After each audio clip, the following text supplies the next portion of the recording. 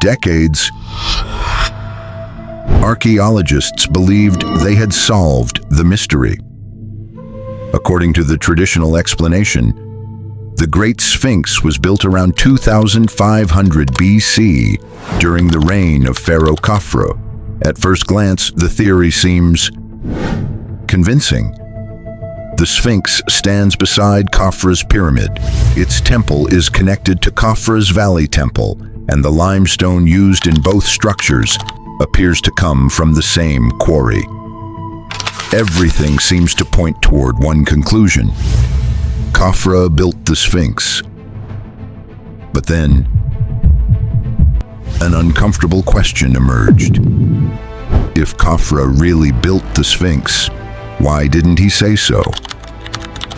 Ancient Egyptian pharaohs loved recording their achievements. They carved their victories into stone. They filled temples with inscriptions praising themselves. They even documented relatively small construction projects.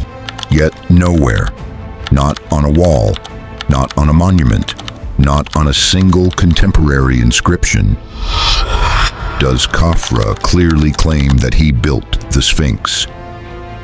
For one of the largest statues ever created, the silence is astonishing. Some Egyptologists argue that the evidence is simply indirect. They believe the location alone is enough to identify Khafre as its builder, but others disagree. They argue that history should never rely on assumptions, and that's where the mystery takes an unexpected turn, because the greatest challenge to the traditional theory did not come from historians, it came from the stone itself. In the early 1990s, geologist Dr. Robert Schoch carefully examined the body of the Sphinx. What he noticed was unusual. The deep vertical erosion covering parts of the monument didn't look like damage caused by windblown sand.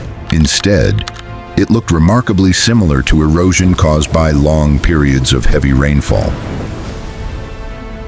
That conclusion shocked the archaeological community, because Egypt has not experienced that kind of climate for thousands of years.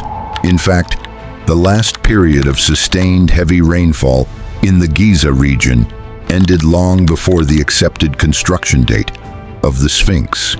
If Schoch's interpretation were correct, the implications would be enormous. It would mean the Sphinx might have existed thousands of years before the Old Kingdom of ancient Egypt, a monument older than the pyramids, older than Khafre, older than the civilization traditionally credited with building it. The idea immediately made headlines around the world. Some researchers embraced it, others strongly rejected it. Egyptologists responded that wind, salt weathering, groundwater, and thousands of years of environmental change could explain the erosion without rewriting history. The debate continues even today, and despite decades of research, no consensus has been reached. But whether the erosion was caused by rain or by other natural forces, one fact remains unchanged. The Sphinx continues to raise questions that no one has answered with complete certainty.